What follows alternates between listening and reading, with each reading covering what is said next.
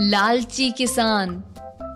ये कहानी दक्षिण भारत की लोक कथाओं से ली गई है और इसके मूल लेखक थे मिसेस हावर्ड किंग्सकाउट और पंडित नटेशा शास्त्री। एक गांव में एक किसान अपनी पत्नी के साथ रहता था।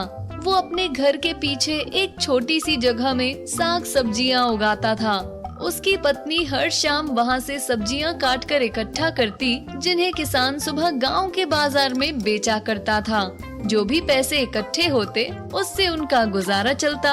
वहीं उस गांव में एक माता का मंदिर था, जिसके किनारे एक तालाब और एक आम का पेड़ था।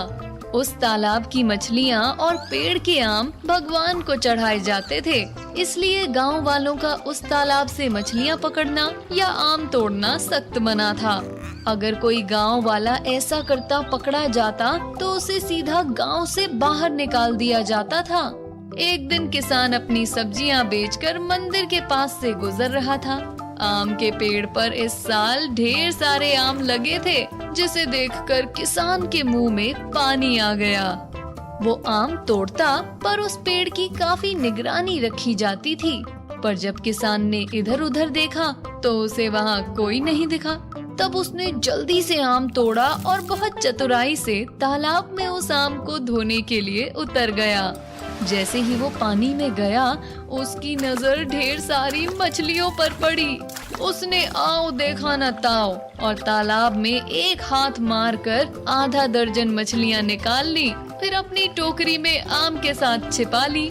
किसान अपने ना पकड़े जाने से बहुत खुश था और इन्हीं ख्यालों में अपने घर को चल दिया। घर पहुंचकर उसने अपनी पत्नी को मछलियां दिखाई और कहा, आज इनको अच्छे से पकाना, मैं तब तक खेत में फसलों को पानी देकर आता हूँ। किसान पूरे मन के साथ पानी देने में जुट गया और उसकी पत्नी खाना पकाने लगी। कुछ देर बाद अपना काम खत्म करके किसान घर वापस आया। पत्नी ने खाना परोसा। मछली और आम देखकर दोनों के मुंह में पानी आ रहा था। पत्नी को बहुत जोर से भूख लगी थी तो उससे रहा नहीं गया, पर जैसे ही उसने पहला निवाला खाया, वो गिरकर बेहोश हो गई। किसान उसकी ये हालत देखकर डर गया। उसे बिल्कुल समझ नहीं आ रहा था कि वो क्या करे। इतने में एक आवाज आई, तुमने मंदिर वाले पेड़ से आम और तालाब से मछलियां चोरी की हैं, इसकी सजा तुम्हें मिली है। किसान डर गया, पर बहुत हिम्मत जुटाकर बोला, आप कौन? मुझे तो ऐसा करते किसी ने नहीं देखा था। फिर से आवाज आई, मैं उस मंदिर की देवी हूँ जहाँ से तुमने चोरी की।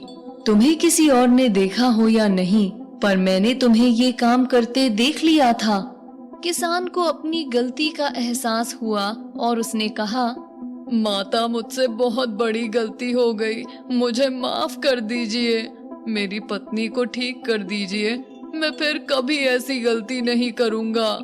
माता ने कहा, जिन बर्तनों में आज का खाना बनाया गया है, उन्हें जाकर तालाब में डाल दो। किसान ने सब बर्तन जल्दी से इकट्ठा किए और तालाब की तरफ दौड़ने लगा। उसने सारे बर्तन माता का नाम लेकर तालाब में डाल दिए और फिर वापस घर की तरफ दौड़ा। जब वो वापस पहुंचा तो उसकी पत्नी को होश आ चुका था। पत्नी को सही सलामत देखकर उसने देवी को धन्यवाद दिया और फिर कभी चोरी ना करने की कसम खाई।